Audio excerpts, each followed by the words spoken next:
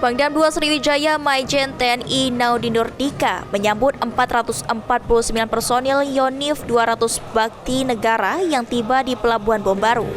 Dalam penyambutan yang sederhana, Pangdam menyampaikan ucapan terima kasih kepada personil Yonif 200 Bakti Negara yang telah melakukan tugas perbatasan di Indonesia Papua Nugini selama 16 bulan.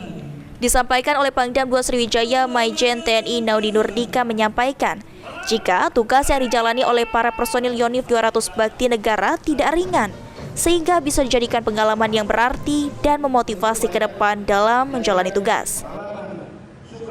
Melaksanakan tugas ini sebagai pengalaman yang sangat berharga, bahwa penugasan di daerah operasi termasuk di perbatasan itu merupakan tugas negara yang tidak ringan karena menjaga perbatasan, sehingga pengalaman ini agar dijadikan sebagai motivasi, sebagai pengalaman yang sangat berharga untuk penugasan atau evaluasi penugasan. Selama menjalani tugas di perbatasan Indonesia Papua Nugini, para personel Yonif 200 Bakti Negara melakukan tugas pengamanan dan kegiatan lainnya yang mendukung program pemerintah seperti memberikan pelayanan kesehatan dan juga mengajar.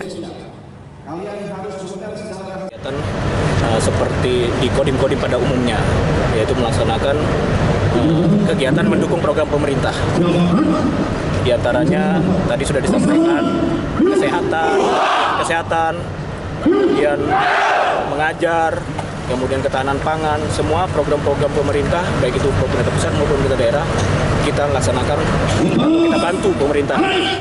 Selanjutnya, usai kembali lagi ke Palembang, para personel Yonif 200 Bakti Negara diberi waktu istirahat selama 16 hari, karena sebelumnya para personil Yonif 200 Bakti Negara ini mendapatkan tambahan tugas selama 4 bulan di perbatasan Indonesia Papua Nugini. Firman Hidayat, PAL TV.